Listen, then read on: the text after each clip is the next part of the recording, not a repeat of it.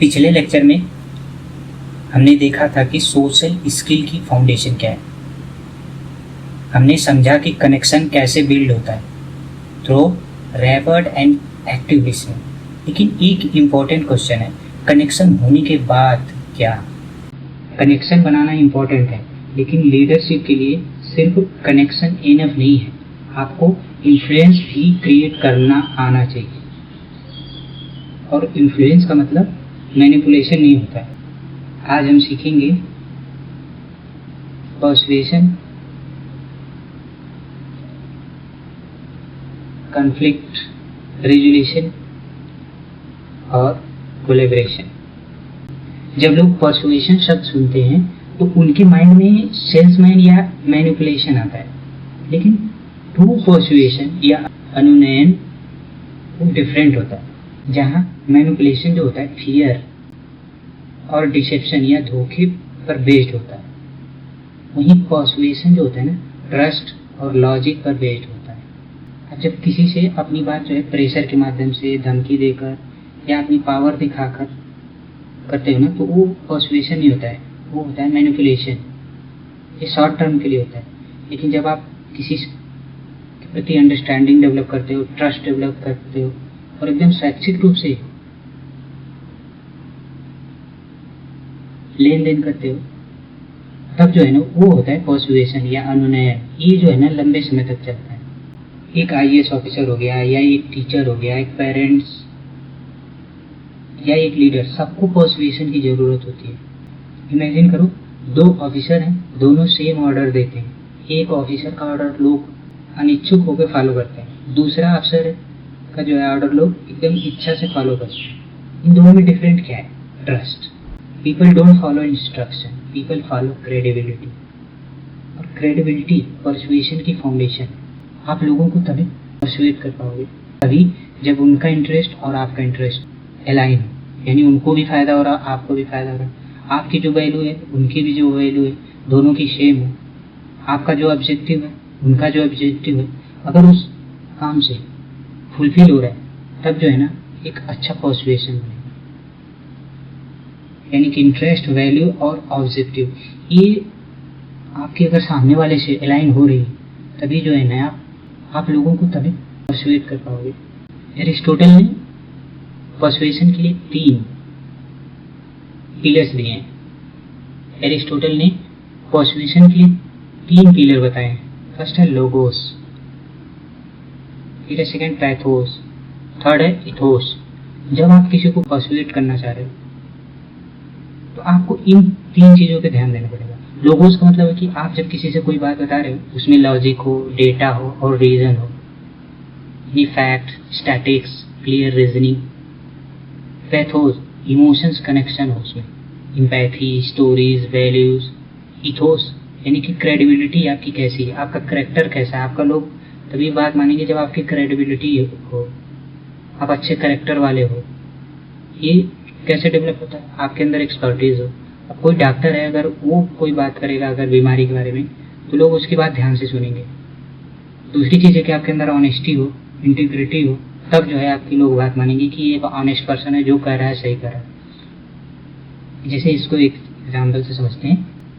आप DM हो किसी डिस्ट्रिक्ट के, वहाँ पे एक डैम बनवाना है, लोगों से वहाँ से जो है लैंड एक्विजिशन करना है फार्मर से। तो अब आप पहला काम आप क्या करोगे, उनको डेटा दोगे कि हम जो है अगर आपकी लैंड लेते हैं तो इतनी जो है नौकरियां मिलेंगी, इतनी बिजली पैदा होगी और यहाँ का डेवलपमेंट होगा। दूसरा चीज है आप बताओगे आपको इतना पैसा मिलेगा। ये क्या है? ये लॉजिक है, डेटा है। इमोशंस क्या है कि आप बताओगे कि यहाँ पे डेवलपमेंट होगा, आपके बच्चों को नौकरियां मिलेगी, उनको अच्छी शिक्षा मिलेगी, यहाँ पे विकास होगा तो वो अच्छी जगह पे जा सकते हैं। ये क्या है? ये इमोशंस है। दूसरा है कि आप कह सकते हैं आपको जो है अच्छा भुगतान मिलेगा, अच्छा पैसा मिलेगा, जिससे जो है आप रोजगार कर सकते हो या अपने बच्चों को अच्छे से पढ़ा सकते हो, दूसरे जगह अच्छी जगह रह सकते हो। तो ये क्या है? ये इमोशंस है। अब इथोस क्या है कि अगर आप DM हो तो ऑलरेडी आप क्रेडिबल हो, या किसी आप एक्सपर्ट को लाके जो इकोनॉमी के क्षेत्र में काफी एक्सपर्ट हो उससे आप बुलवा सकते हो, तब जो है ना आपका इंप्रेशन पड़ेगा उन लोगों पे। वो लोग जो है ना अपने आप आपकी बात मानेंगे, क्योंकि आपने तीनों चीजों का ध्यान रखा है, लोगोस, एथोस, एथोस, तीनों का।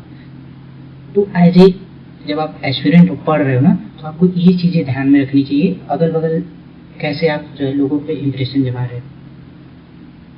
जिसे अंडरस्टैंडिंग में हो गया, अंडरस्टैंडिंग में है कि आप सामने वाले की फीलिंग जो समझ रहे हो ना, तो वो तब भी वो इम्प्रेस हो जाता है, ये मुझे समझ रहा है, मेरी हेल्प कर रहा है, तो आपका एक इम्पैक्ट पड़ता है। तो आप जो बात कहोगे ना वो मान जाएगा, ट्रस्ट कर रहा है आप उसकी बातें, आप वो एक दूसरे पे ट्रस्ट कर रहे हो, एक दूसरे की हेल्प कर रहे हो, आप कभी उसे धोखा नहीं दिए हो, कभी झूठ नहीं बोले हो, तो आप पे ट्रस्ट कर रहा है, तो आप अगर कुछ कहोगे तो मान जाएगा ऐसे। ये चीजें क्या है, आप पर्सनल लेवल पे कर सकते हो, लेकिन तैयारी के दौरान ये चीजें सीखी जाती है, कैसे जो है आप ट्रस्ट डेवलप कर सकते हो, दूसरे के अंदर अंडरस्टैंडिंग डेवलप कर सकते हो, ताकि अगर कोई बात मनवानी हो या कुछ करना हो तो आप करवा सको, एकदम उसको भी फायदा हो। जैसे मान लीजिए आप जो है पहले से तैयारी कर रहे हो, कोई जूनियर है, आप उसकी हेल्प कर दिए ना कि जूनियर है, चलो जो जो मैंने समस्याएं झेली इसको ना झेलना पड़े, मैं पहले बता दूं, जो मैंने गलती की है इसको पहले ही बता देता हूँ, तो आप पहले ही बता दोगे ना, क्योंकि आपने पहले समझा है, उसको अंडरस्टैंड किया कि इसकी क्या प्रॉब्लम है, और फिर आपने वो समस्या बता दी, अपनी समस्या को पहले आप समझे थे और बता दी, तो इससे क्या है, अंडरस्टैंडिंग डेवलप होगी और आप में ट्रस्ट बिल्ड हो गया, क्योंकि आपने उसका हेल्प किया। तो अगर आपको भी कभी जरूरत पड़ेगी ना हेल्प की, तो वो भी हेल्प करेगा। ये है असली पर्सुएशन। और ये है ना एक डीएम के लिए ना बहुत जरूरी होता है, जब वो किसी डिस्ट्रिक्ट में जाता है तो पहले सबसे मिलता है, उनको समझता है, फिर वो उसको समझ में सभी से एक रिलेशन डेवलप करने की कोशिश करता है, ट्रस्ट बिल्ड करता है। इससे जो है ना वो कोई काम करवाना होता है ना तो वो अच्छे से करवा सकता है, और वही लीडर सफल होता है जो लोगों पे जो है उनको समझता है और ट्रस्ट बिल्ड करता है। आप पूरे के जिले में है, सबकी हेल्प कर रहे हो, अच्छे से काम कर रहे हो, तो वहाँ की जनता अगर मान लीजिए आपको लैंड एक्विजिशन करना है तो वो मान जाएगी कि हाँ इन्होंने मेरे लिए काम किया, अच्छा काम किया, हमारे डिस्ट्रिक्ट के लिए अच्छा काम किया, अगर ये कुछ कर रहे हैं तो हम करेंगे, इनका साथ देंगे। ये चीजें हैं असली है पर्सुएशन। पर्सुएशन के बाद होता है कि आप जब कहीं भी रह रहे हो, अगल बगल थोड़ा बहुत कॉन्फ्लिक्ट आना स्वाभाविक है, फ्रेंड के बीच भी कॉन्फ्लिक्ट हो सकता है, आपका अपने पेरेंट्स से, भाई बहन, किसी गर्लफ्रेंड बॉयफ्रेंड, किसी से भी कॉन्फ्लिक्ट हो सकता है। तो सब, और जब आप एज ए डीएम कहीं जाओगे तो वहाँ पे भी आपके सबऑर्डिनेट हैं, आपसे जो वहाँ के लीडर हैं, किसी से भी कुछ कॉन्फ्लिक्ट हो सकता है, मिसअंडरस्टैंडिंग की वजह से या कोई भी वजह हो सकती है। तो इसको कैसे रिजॉल्व करना है इस पे भी हम ध्यान देते हैं, क्योंकि जब तक आप देखिए पर्सुएशन तभी आप कर पाओगे, अगर किसी के दो लोगों के बीच कॉन्फ्लिक्ट है तो आप अच्छे लीडर नहीं बन पाओगे, वो आपकी बात मानेगा ही नहीं मानेगा, यानी कि पर्सुएशन नहीं हो पाएगा। तो पर्सुएशन के लिए जो जरूरी है ना कि आपके दो लोगों के बीच कॉन्फ्लिक्ट नहीं होना चाहिए। तो इसको हम देखते हैं कॉन्फ्लिक्ट होता क्या, क्योंकि बहुत सारे ना हमारे इंटरेस्ट जो होते हैं ना अलग अलग होते हैं। मान लीजिए हमारा इंटरेस्ट अलग है, किसी और का अलग है, तो वहाँ पे कॉन्फ्लिक्ट होगा ही होगा। अगर मिसकम्युनिकेशन है, हम एक दूसरे को समझ नहीं रहे, कोई बात नहीं की, और कुछ कोई और कुछ समझ रहा है, आपने कुछ और, जैसे मान लीजिए कोई है ऑफिस में लेट आया, उसने बताया भी नहीं क्यों लेट नहीं आया, तो बॉस क्या सोचेगा कि ये बहुत एरोगेंट है, लेट आता रहता है, इसको कुछ है ही नहीं, यानी ये मिसकम्युनिकेशन है। अब हो सकता है उसको प्रॉब्लम हुई कि वो इस वजह से वो लेट आया, यहाँ पे मिसकम्युनिकेशन की वजह से हो गया है। रिसोर्स कंपटीशन, कभी कभी कॉन्फ्लिक्ट हो जाता है रिसोर्स की वजह से। जैसे मान लीजिए लैंड एक्विजिशन हो रहा है, जो वहाँ के पीपल हैं वो चाह रहे हैं कि हमको ज़्यादा से ज़्यादा पैसा मिले, और यहाँ एज ए डीएम आपके पास रिसोर्स बहुत कम है, तो यहाँ पे क्या है, तो कंपटीशन चल रहा है कि नहीं मुझे और चाहिए, तो इस वजह से कॉन्फ्लिक्ट हो गया है। और तीसरा आता है कि कहीं जब अनजस्टिस फील होता है ना, तब वहाँ पे कॉन्फ्लिक्ट हो जाता है। जैसे हमारे कास्ट सिस्टम में क्या है कि कुछ कास्ट को लगता है कि उनको कई सालों से दबाया गया है, उनका जो है हक कोई और ले रहा है, ऐसा उनका मानना है। कुछ लोगों का मानना है कि कुछ लोग जो है पढ़ते लिखते नहीं, काम नहीं करते हैं, इस वजह से और उनको जो है रिजर्वेशन मिल गया है। तो इस तरीके से क्या है कि यहाँ पे दोनों पक्षों को लग रहा है कि इनजस्टिस हो रहा है, तो इन दोनों में कॉन्फ्लिक्ट चलता रहता है। यानी कि हमने समझा कि जब दो लोगों के हित अलग अलग हो तब भी वहाँ पे जो है ना कॉन्फ्लिक्ट हो सकता है। जैसे दो पार्टनर हैं, कोई रात को पढ़ता है कोई दिन में पढ़ना पसंद करता है, तो अब जब दिन में जो पढ़ रहा है वो रात में सोएगा, लेकिन दोनों लाइट जला के रखनी है, तो क्या है कि दोनों कहीं तक अलग अलग है कि मुझे रात में पढ़ना है, दिन में पढ़ना है, इसलिए प्रॉब्लम हो रही है। तो यहाँ भी तो आपको जब कहीं पे कन्फ्लिक्ट है तो आप ये चारों में से फाइंड आउट करना है कि क्या प्रॉब्लम है। मिसकम्युनिकेशन है, रिसोर्स कंपटीशन चल रहा है, या इनजस्टिस की फीलिंग है।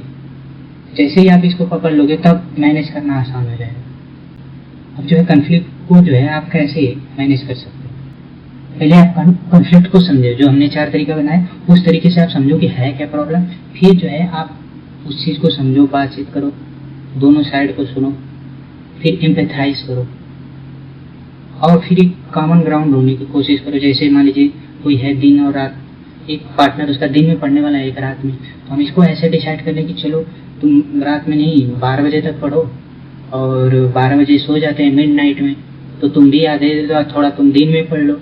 इससे क्या है, कॉमन ग्राउंड मिल गया। अब दोनों कॉमन ग्राउंड मिल गया तो उनका जो कॉन्फ्लिक्ट है वो मैनेज हो जाएगा। यानी जहाँ भी कोई किसी प्रकार का कॉन्फ्लिक्ट है, पहले आपको जो है पहले दोनों साइड को सुनना है कि क्या प्रॉब्लम है, फिर उनको एम्पैथाइज करना है। किसी को जज नहीं करना है, आप किसी को एक को सही एक को गलत कहोगे तो प्रॉब्लम हो जाएगी। इसलिए पहले एम्पैथाइज करना है कि हाँ तुम्हारी बात सही है, तुम अपनी जगह सही हो, लेकिन देखो इसको इस तरीके से सॉल्व किया जा सकता है। यानी उस चीज़ को क्या है, आप एम्पैथाइज कर रहे हो, फिर कॉमन ग्राउंड ढूंढ रहे हो, फिर उसको सॉल्व कर रहे हो। फिर थर्ड है कि आप कोई रेजोल्यूशन बना लो, एग्रीमेंट कर लो, या फिर थोड़ा हार्मोनी स्थापित कर लो, भाईचारा कि भाई थोड़ा तुम छोड़ दो थोड़ा मैं, और फिर इसको जो है एडजस्ट कर लेते हैं। इस तरीके से बन जाता है कन्फ्लिक्ट रेजोल्यूशन होता है। अब हमारी आज की लास्ट स्किल है किसी से सहयोग कैसे कर सकते हो। समझ लीजिए कि आपका पर्सुएट कर रहे हो, आप एक दूसरे में आपका हित भी है, एक दूसरे से जुड़े हुए, एक दूसरे का सहयोग भी करते हो, आपका कहीं इंप्रेशन जमा हुआ है और फिर आपने कन्फ्लिक्ट सॉल्व भी कर दिया। इसके बावजूद भी आपके कोलैबोरेशन हो, आपका सामने वाला सहयोग करे ही करे, ऐसा नहीं हो सकता है। तो आइए देखते हैं कि ये किस सिचुएशन में है। जैसे कुछ लोग होते हैं सपोर्ट करने वाले होते हैं, कुछ होते हैं एनालाइजर होते हैं। जैसे आप मान लीजिए 5-10 लोग आप लोग साथ में रह रहे हो, पढ़ रहे हो, कोई पीयर ग्रुप्स है, तो वहाँ पे आपको ढूंढना पड़ेगा कि इसमें से कौन सा है जो सपोर्ट करता है, कौन जो है अच्छा एनालाइजर है, कौन जो है अच्छा प्लानर है, कौन जो है एग्जीक्यूटर है, कौन जो है कोऑर्डिनेटर है, कौन जो है लीडर है। आपको देखिए लास्ट में आपको ये वाली क्वालिटी डेवलप करनी है, लेकिन आपको यहाँ से शुरुआत करनी पड़ेगी। अगर आप जूनियर हो तो आपको सीनियर के बीच एक सपोर्टर के तौर पे काम करना चाहिए, फिर धीरे धीरे एनालाइजर बनना चाहिए कि कौन सी चीज़ कैसे हो रही है, उसकी डिटेल देखना, फिर लोगों को समझना, एनालाइज करना किसकी क्या क्वालिटी है, कौन किसकी मदद की ज़रूरत है, कौन मेरी मदद कर सकता है, किसकी हिस्ट्री अच्छी है, किसी की क्वालिटी अच्छी है। ये चीज़ें क्या है, एनालाइजर के तौर पे। वो प्लानर जो थोड़े सीनियर वो अच्छे प्लान बना सकते हैं, कौन प्लान अच्छा बना रहा है, फिर प्लान को कौन एग्जीक्यूट कर रहा है, फिर कौन देख रहा है, इसको कोऑर्डिनेट कर रहा है कि प्लान लागू हो रहा है कि नहीं हो रहा है। एक कोऑर्डिनेटर होता है। ये हर व्यक्ति में अलग अलग गुण होता है, और ये सब सारी चीज़ें जब आएगी ना, और एक लीडर होता है जो सभी को देखता है। तो जब 8-10 लोगों का ग्रुप बनता है ना, तो ये चीज़ें ढूंढनी पड़ेगी, तभी जो है आप अच्छे, और सबको उसके हिसाब से काम बांटने पे ना तब होता है अच्छा सा कोऑपरेशन। मान लीजिए कोई एग्जीक्यूटर है, तो आप उसको अगर प्लान दे दो कि इस काम का तुम प्लान बनाओ, वो बना ही नहीं पाएगा, उसकी कैपेबिलिटी नहीं। कोई प्लानर है, उसको तुम कहो कि नहीं तुम एग्जीक्यूट करो, तो अच्छे से एग्जीक्यूट नहीं कर पाएगा, कोलैबोरेशन हो ही नहीं पाएगा। यानी कि अगर आपको कोई बड़ा काम करना है और आपको सहयोग की जरूरत है, छोटे मोटे काम आप अकेले कर सकते हो, लेकिन कोई बड़ा काम करना हो तो सहयोग की जरूरत पड़ती है ना, तो आपको देखना पड़ेगा। अभी तो ठीक है, आप एज ए एस्पिरेंट उसकी जरूरत उतना नहीं पड़ती है, लेकिन आपको ये चीज़ें सीखनी पड़ेगी अभी ग्रुप में ही, तभी जो है ना आप अच्छे से काम कर पाओगे। एज ए डिस्ट्रिक्ट मजिस्ट्रेट आप अच्छे से काम कर पाओगे, इसलिए आप इस चीज़ को सीखो। अब इसके प्रिंसिपल क्या है, जैसे कोई काम हुआ है, अगर उसको क्रेडिट देना है तो ये नहीं कि मैंने किया, सब लोग मिल के किए, और अलग अलग सबकी जो है ना वैल्यू अलग अलग होती है, तो आपको सबकी जो डिफरेंट स्ट्रेंथ है ना उसको महत्व देना है। जिससे सपोर्टर का भी अपना महत्व है, एनालाइजर का भी है, प्लानर का भी है, एग्जीक्यूटर का भी है, कोऑर्डिनेटर का भी, लीडर का भी। तो जब आप सबको क्रेडिट दोगे कि हाँ सबने अच्छा किया है, सपोर्टर भी अच्छा किया है, नहीं अब जो लीडर है वो बोलेगा नहीं मैंने ही काम किया, तो अगली बार जब आप आओ ना कोई आपको कोऑर्डिनेट नहीं करोगे, यानी कि हमने मिल के किया, इसको सबका क्रेडिट मिलना चाहिए। तीसरा है ना कि कम्युनिकेशन होना चाहिए। जैसे कोई है एनालाइजर है, आप उसको प्लानर की भूमिका दे दिए, तो अगर आप उसे कम्युनिकेट करोगे तो वो बोलेगा कि देखिए मुझसे ये नहीं हो पाएगा, मुझे ये वाला काम दे दीजिए। आप उसकी एबिलिटी के अनुसार अगर आप काम करोगे ना, वो खुशी खुशी आपका सहयोग करेगा। तो यानी कि कम्युनिकेशन अच्छा होना चाहिए, ओपनली होना चाहिए, किसी को कोई जज नहीं करेगा, कोई डांटेगा नहीं, जो उसकी रिस्पेक्ट होगी। ये क्या है, ये ओपनली कम्युनिकेशन है, कोई डर नहीं रहा, सब कुछ तो इससे क्या है कि आप सामने वाले की स्ट्रेंथ भी समझ पाओगे और उसके हिसाब से उसको काम दे पाओगे। ये होता है असली लीडरशिप का गुण। और फिर ट्रस्ट, और हमेशा ट्रस्ट होना चाहिए, जो काम हो रहा है वो अच्छे के लिए हो रहा है, किसी एक के फायदे के लिए नहीं, सबके फायदे के लिए हो रहा है। तो इससे जो है ना ट्रस्ट डेवलप होगा। ये 4 चीजें हमेशा ध्यान रखनी होगी, तभी जो है कोलेबोरेशन हो पाएगा अच्छे से। पहले जो है शेयर क्रेडिट, वैल्यू डिफरेंसेस, आप जो है डिफरेंसेस है उनको आप वैल्यू दो, महत्व दो। और फिर जो है ओपनली कम्युनिकेशन होना चाहिए, सबकी समस्याएं सुननी है, सबके बात करनी है, सबको समझना है। और एक ट्रस्ट होना चाहिए कि जो काम हो रहा है सबके हित में हो रहा है, सबके लिए हो रहा है, तभी जब अच्छा काम हो पाएगा। क्योंकि जब सर्विस में आप जाते हो ना, तो बहुत सारे डिपार्टमेंट एक साथ मिलकर काम करते हैं, तो आपको ये चीज़ें यहीं से सीख के जाना है, अपने अंदर ये स्किल डेवलप करनी है, तभी आप वहाँ पे अच्छा कर पाओगे। और इंटरव्यू वगैरह में ये बहुत अच्छे काम आएगा। और एथिक्स के पेपर में ना इस चीज़ की बहुत ज़रूरत पड़ेगी, क्योंकि वहाँ पे जब केस स्टडी देता है तो वहाँ पे आपका सोशल स्किल ही चेक करी जाती है, इंटरव्यू और केस स्टडी, एथिक्स के केस स्टडी में।